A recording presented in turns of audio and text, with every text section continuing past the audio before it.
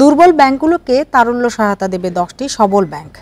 আর এক্ষেত্রে ঋণের সুদ হার নির্ধারণ হবে চলতি রেটে। তবে দুর্বল ব্যাংকগুলোকে টাকা দেওয়ার ক্ষেত্রে সার্বিক নজরদারি করবে কেন্দ্রীয় ব্যাংক।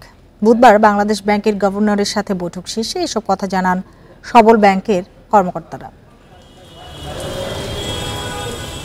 গেল দেড় দশকে ব্যাংক খাতে অনিয়ম, দুর্নীতি ও পাচারের কারণে তারল্য সংকটে ভুগছে কয়েকটি ব্যাংক।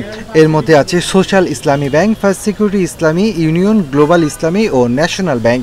এই 5টি ব্যাংকে তারল্য সংকট কাটাতে ইতিমধ্যে বাংলাদেশ ব্যাংকের সাথে চুক্তি করেছে, যেখানে গ্যারান্টর থাকবে নিয়ন্ত্রক সংস্থা বাংলাদেশ ব্যাংক। চুক্তির সময় দুর্বল ব্যাংকগুলোকে তারল্য দিতে আগ্রহ দেখিয়েছিল 14টি সবল ব্যাংক। যদিও এরপর দুর্বল ব্যাংকে টাকা দিচ্ছিল না সবল ব্যাংকগুলো। এই কারণে 10টি সবল ব্যাংককে ডেকে পাঠায় বাংলাদেশ ব্যাংক। বাংলাদেশ ব্যাংক এই অপশনটা এক্সারসাইজ করতে চাচ্ছে এবং তাদের মনে হচ্ছে যে ব্যাংকগুলো হয়তো অ্যাটলিস্ট কিছু ব্যাংক বেরিয়ে আসতে পারবে এর মধ্যে থেকে। সেটা বাকি যদি কোনো ব্যাংকের সমস্যা থেকে থাকে সেই ব্যাংকগুলোকে হয়তো পরবর্তী স্টেপে চিন্তা করবেন। পরে বাংলাদেশ ব্যাংক মুখপাত্র জানান, দুর্বল ব্যাংকগুলোকে তারল্য সহায়তা হিসেবে ঋণ দিতে সম্মত হয়েছে সবল ব্যাংকগুলো। এক্ষেত্রে কোনো ব্যাংক ইচ্ছে মতো ঋণ দিতে ও নিতে পারবে না।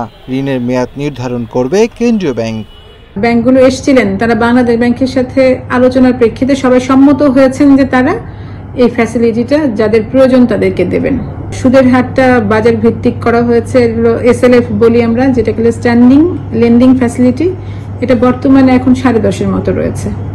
তারল্য সংকটের জন্য ইসলামী ও এক্সিম ব্যাংক আবেদন করলেও এখন পর্যন্ত কেন্দ্রীয় ব্যাংকের সাথে গ্যারান্টি চুক্তি হয়নি।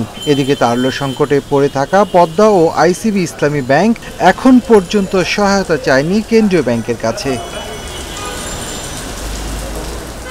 Shafil Alam Sujan, independent news, Dhaka.